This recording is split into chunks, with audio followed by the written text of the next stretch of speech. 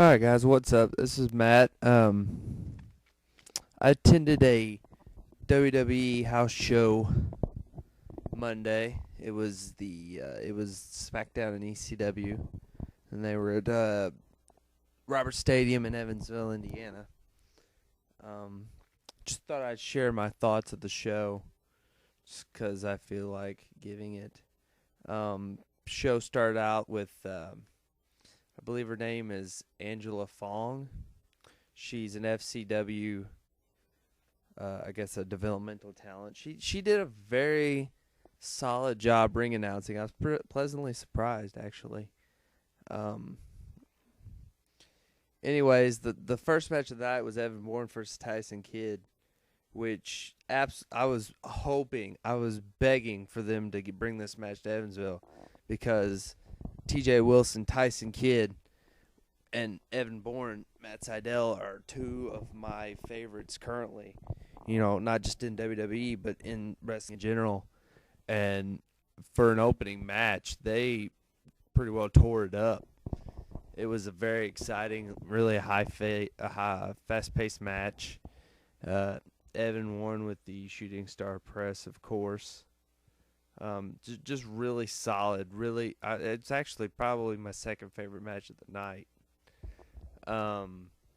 After that, Maria gave away front row tickets to somebody in the nosebleeds. Basically, they just asked the little girl. They do it on all the house shows. They just asked somebody who the Divas or the women's champion was, and the girl got right, so they just sent them down to the ringside.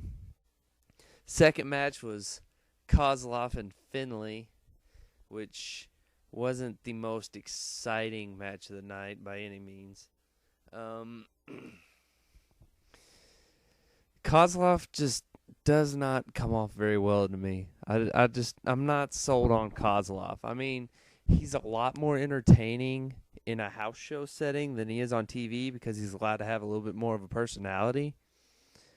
But, I mean, his wrestling ability, I don't know, I'm not quite sure how long he's been wrestling, but literally for 5 minutes of the match, he had Finlay in a bear hug.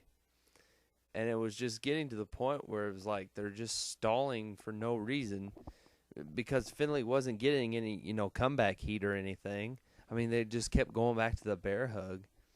And it was like Finlay was trying to control the match by telling Kozlov to just keep putting him in the bear hug, but for whatever reason, it just wasn't working.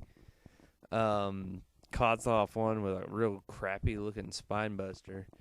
There's not much to say about that match, but Kozlov definitely shows a little bit more personality on a house show circuit than he does on TV, but other than that, I'm just still not sold on the guy. And Finlay does a pretty good job of getting some heat behind him and getting the fans into it and everything, except for that 5-minute bear hug sequence. That was just terrible. Me and my brother were actually hoping that Kozlov would pull the Nikolai Volkov and start singing the Russian national anthem, but he didn't. Sadly, he really needs to do that. That'd get him some good heat. After that, it was John Morrison, and he worked Shelton Benjamin. And Morrison really got the first big superstar kind of heat. So did Shelton Benjamin. Kozlov got some real big heat just because he was, the typical foreign. Bourne and Tyson Kidd's match had some pretty strong heat just because it was the opening match. But Morrison and Benjamin, they had that crowd rocking by the end of the match. Benjamin has improved leaps and bounds as a heel since I last saw him as a heel. I mean, he was doing the stereotypical, I'm a superstar, and has the ring announcer hold the rope so he can get into the ring stick. And Morrison, for just turning babyface, that crowd was surprisingly behind him. I mean, no joke. He really had that rock star kind of image going for him. And if they keep going with that, I mean, sky's the limits for him. JR says all the time he's like the next Shawn Michaels. And it's no joke. I mean, the kid is good. And, he and Christian, I noticed, were the two that pretty much busted their ass the most for the fans. Next was the Divas match. They had Eve and Gail Kim work Layla and Natalya. And I think it was pretty much Gail and Natalya trying to teach these girls how to work because the match was not good at all from what I saw. I actually went up to the merch stand just to check out what they had. They had one sequence of Natalya and Gail Kim, but other than that, it was pretty terrible.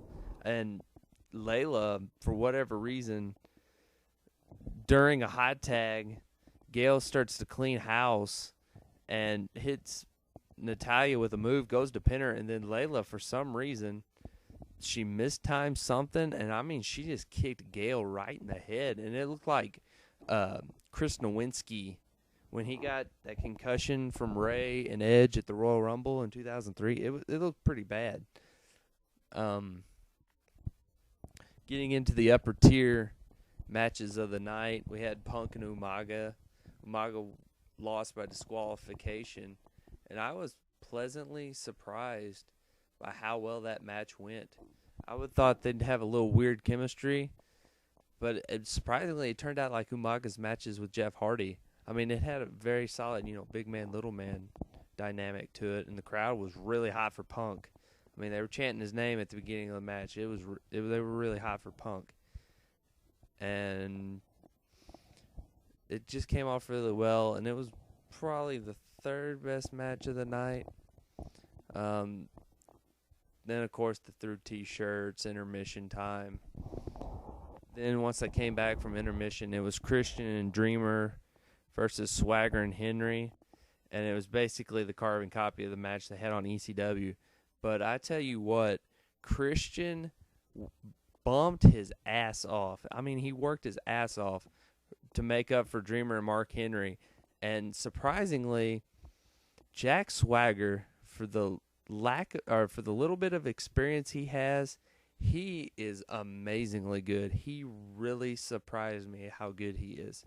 So I was not sold on Jack Swagger before the show, but afterwards, he's the real deal. I mean, there's no doubt in my mind that he's going to be a big-time guy in the WWE now. The semi-main was Ray and Jericho for the Intercontinental title, which was the best match of the night, in my opinion. It was like they're having flashbacks to the WCW days. Jericho is still, without a doubt, the best mic guy in the business, the best stick man in the business. He could do the same routine night after night and it'd never get old. He's just that good, and he got so much heat. I mean, it was ridiculous. And at one point, they were doing the mask spot where Ray loses his mask and he jumps outside, and everybody was freaking out like they'd never seen WCW in 1999 or something. At one point, Jericho even jumped the rail and ran away from Ray in a pretty good little spot to avoid the 619. It was pretty good. And then, of course, some lady goes to hit him, and Jericho pretty much gave her one of those "don't touch me or I'll slap you" looks. It was pretty good. Ray won the match after 619, and overall, that was definitely the best match of the night. The main event was Edge and Hardy for the belt, for the world title.